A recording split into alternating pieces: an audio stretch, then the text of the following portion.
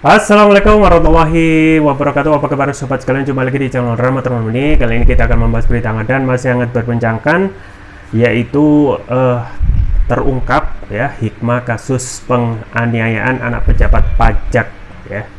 Ini dari pengamat, terungkap 13.800 anak buah Sri Mulyani belum setor LHKPN ya. Jadi ini hikmah ya, blessing in disguise, yang kalau kita melihat secara keseluruhan ya, memang kasus ini sama seperti kasus whistle blowing lainnya ya.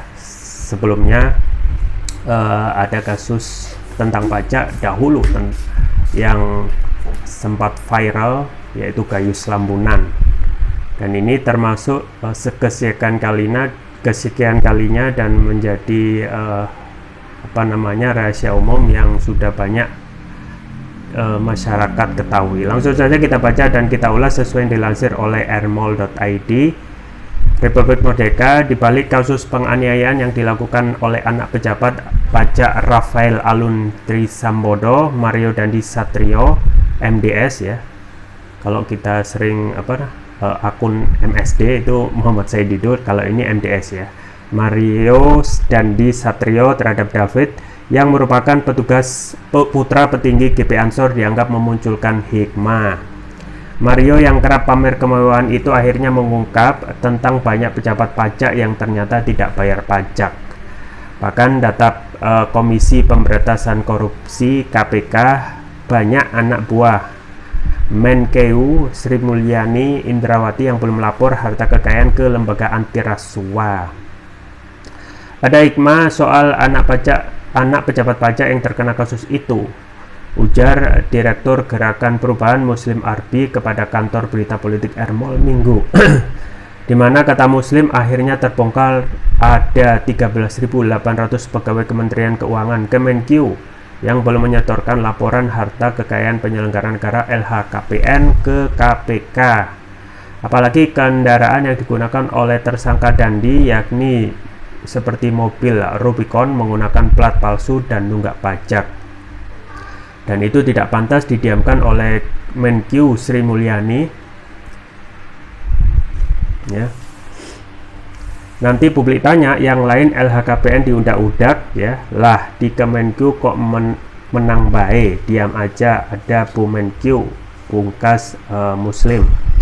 Juru bicara bidang pencegahan KPK IP Mariati mengungkapkan bahwa 13.800 anak buah Sri Mulyani belum melaporkan LHKPN. Mereka masih memiliki waktu hingga akhir Maret 2023, sehingga 13.800 pegawai Kemenkeu masih memiliki waktu untuk melaporkan harta kekayaannya sampai dengan tanggal 31 Maret 2023, ujar IP kepada kantor berita politik Airmall Jumat. Ya, sobat sekalian, itu ya terkait pengungkapan dari kasus penganiayaan anak pejabat pajak, dan terungkap hal yang mengagetkan, 13.800 gitu ya, anak buah Sri Mulyani ya, pegawai ASN ya, termasuk yang tidak melaporkan LHKPN. Pun juga pemberitaan banyak tentang kemungkinan ya pelanggaran pelaporan pajak yang sudah jamak kita ketahui. Ya, sobat sekalian, jadi kalau kita melihat lika-liku kebiasaan budaya kita yang melakukan ya, dan ini merupakan salah satu praktek KKN ya, korupsi, kolusi, nepotisme, KKN yang menjadi budaya di negeri ini dan sudah menjadi rahasia publik. Jadi dulu yang pernah kita ketahui ya, awal tahun 2000-an kalau nggak salah, ada Gayus Lambunan ya, pegawai pajak yang tidak begitu tinggi levelnya, tetapi kekayaannya luar biasa ya dalam hal pelaporan pajak yang banyak sekali pelanggaran di dalamnya. Dan alhasil ternyata itu terungkap ya, ketika Gayus Lambunan itu diproses dan menjadi whistleblower untuk kasus-kasus pajak, ya. Dan apa namanya, kebiasaan juga oleh para petugas lapas, ya, akhirnya juga bisa dibayar, ya. Lapasnya juga mewah sekali, ya, ada fasilitas yang kalau kita buka ke publik, publik pasti lebih baik tinggal di lapas, ya, kalau melihat apa namanya, fasilitas lapas yang sudah dibayar dengan berbagai kemewahan. Di situ ada karaoke, kemudian juga dan lain sebagainya, ya, yang orang itu pasti akan lebih memilih, ya, tinggal di lapas saja kalau gitu daripada tinggal di rumah yang sumpek misalnya. Dan ini menjadi rahasia publik, ya, dan publik sudah mengetahui orang-orang yang ini hanya momentum saja, yang suka atau tidak suka bisa saja membuka, ya, borok dari kebiasaan bangsa ini tentang KKN. Jadi kebiasaan KKN kita itu memang benar-benar parah. Kalau kita menilik dari survei apa namanya, IPK kita, indeks persepsi korupsi kita, ya, turun gitu, ya. Jadi suka atau tidak suka, kinerja pemerintahan Presiden Jokowi Ma'ruf ini tidak lebih baik dari memberikan, ya, kinerja untuk pemberantasan korupsi. Pada saat menelurkan undang-undang KPK yang baru, ya, terkesan, ya, memang faktanya banyak sekali apa namanya, kinerja KPK yang dipreteli, ya, misalnya untuk UTT, ya, kemudian juga spionase, ya, yang itu harus meminta izin Dewas, ya. Kalau meminta izin, ya, malingnya keburu lari, ya. Jadi banyak sekali yang juga dikeluhkan oleh para pengamat, dan juga wartawan senior juga pernah mengatakan, ya, tidak hanya KKN yang lebih parah pada rezim ini, tetapi juga represif, ya. Jadi setelah Orde Baru ini tidak ada pemerintahan yang serepresif kali ini. Jadi itu boleh debatable, tetapi faktanya sudah ada, gitu, ya. Seseorang itu ketika apa namanya, misalnya perlakuan terhadap para ulama, gitu, aktivis, ya, dan lain sebagainya, sangat mudah sekali diproses, padahal mereka tidak melakukan, ya, tindak kriminal, ya. Misalnya Habib Rizik, ya, yang terus menerus, ya, jadi contoh, karena Habib Rizik adalah ikon dari apa namanya, ulama besar yang pengikutnya banyak dan mampu, ya, apa namanya, menjadi magnet dan bisa menghadirkan pada aksi 212, ya, puluhan juta di 2016, dan 2013 itu sampai 13 juta hadir dalam aksi 212, ya. Hanya gara-gara mengatakan saya sehat itu dituntut 6 tahun, divonis 4 tahun, courting 2 tahun, dan sekarang menjalani masa bebas. Juga Habib Bahar bin Smith, ya, kemudian juga aktivis yang lain, Syahganda Nainggolan, Anton Permana, gitu, ya, Bang Edi Mulyadi, dan lain sebagainya, ya. Padahal mereka yang disampaikan adalah hak dari warga negara untuk, ya, menyampaikan pendapat dalam tulis sesuai yang dilindungi oleh Undang-Undang 1945.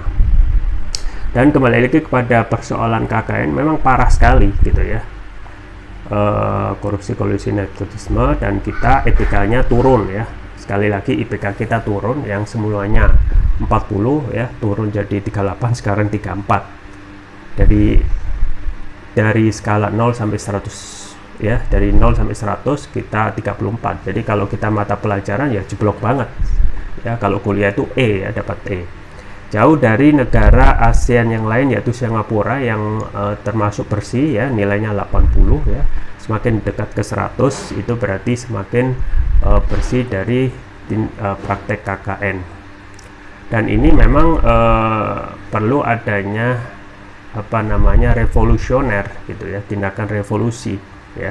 dan ini tidak akan bisa dilakukan kalau tidak ada political will, karena apa yang disampaikan, misalnya yang disampaikan oleh presiden ya, kita sangat pada saat kalau nggak salah ya ulang tahun pada saat IPK itu ya, indeks persepsi korupsi kita turun, menyampaikan sangat memerangi korupsi ya, KKN lah, tetapi faktanya itu tidak disertai dengan tindakan real ya. KPK sudah dipreteli ya kewenangan-kewenangannya, dan juga bagaimana aspek hukum kita masih sangat diskriminatif.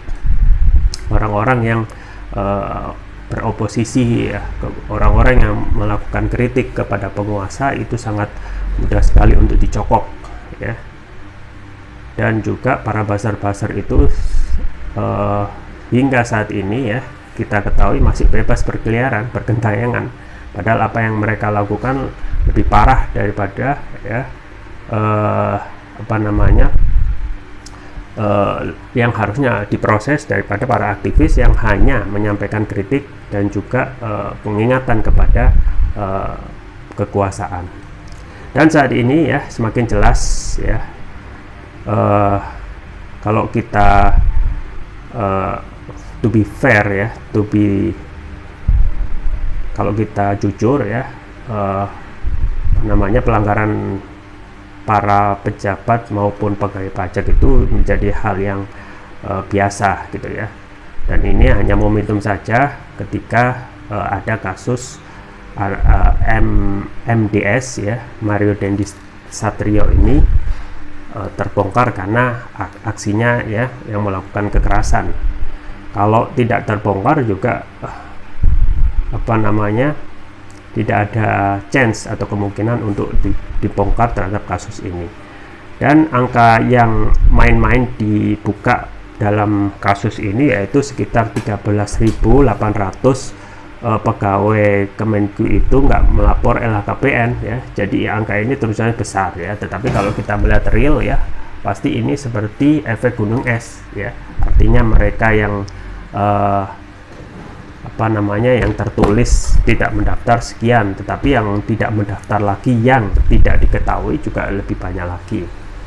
Pun juga LHKPN ya, selama ini kan tidak ada sanksi atau hukuman yang sifatnya mendesak ya.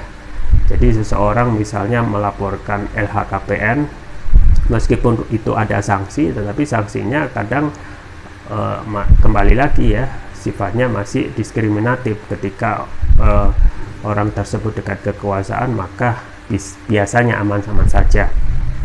Dan misalnya kasus yang menghinggapi ya institusi yang lain, misalnya kepolisian, banyak sebenarnya. Kemarin sempat dibuka oleh Ismail Bolong ya. Jadi Pamen ya, kalau perwira menengah di luar Jawa ya, yang menjadi backing illegal mining ya, kekayaannya luar biasa. Memang tidak semua ya, masih ada kembali lagi dalam institusi yang isinya manusia itu pasti akan ada saja yang masih bersih ya, tetapi kalau kita melihat mayoritas ya, ini sudah mengejala gitu ya. Bagaimana tidak? Dan ini juga menjadi hal yang mengiming-imingi ya pejabat yang di atasnya. Misalnya Rafael Sambodo ini pejabat di bawah, tetapi untuk pejabat yang lebih tinggi lagi hartanya jauh tertinggal dari Rafael. Maka ya pejabat eselon yang lebih tinggi lagi pasti akan ya tergiur ya, dan akhirnya mengejala ya, dan tidak ada sanksi dan denda yang tegas. Akhirnya KKN itu tambah tumbuh subur lagi.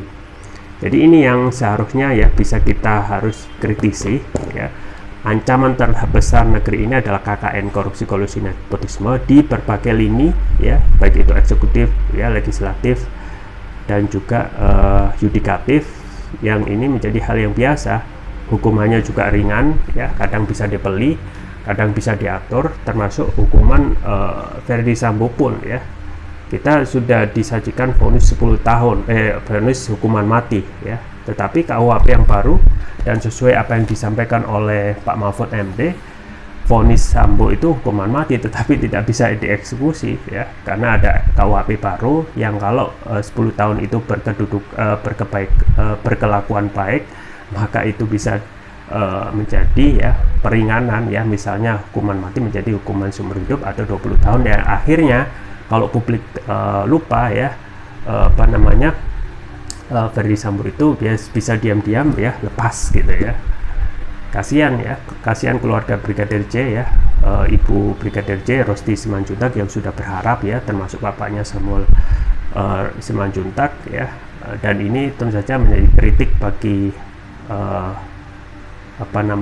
di negeri ini ya, tentang sistem gitu ya. Jadi sistem yang sedari awal buruk ini justru ya seperti garbage in garbage out gitu ya.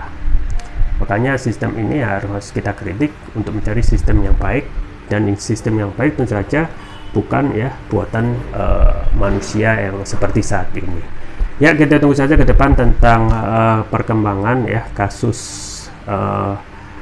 perpajakan ya, yang tentu saja akan membuka ya, dan semoga tidak hanya akan menjadi hangat-hangat bubur ayam, tetapi setelah itu buyar ya, dan terbuka lagi borok-borok ketika ada kasus ya, seperti kebiasaan yang sudah ada. Itu saja yang bisa saya sampaikan, semoga bermanfaat. Jangan lupa like, share, dan subscribe. Sampai jumpa lagi. Wassalamualaikum warahmatullahi wabarakatuh.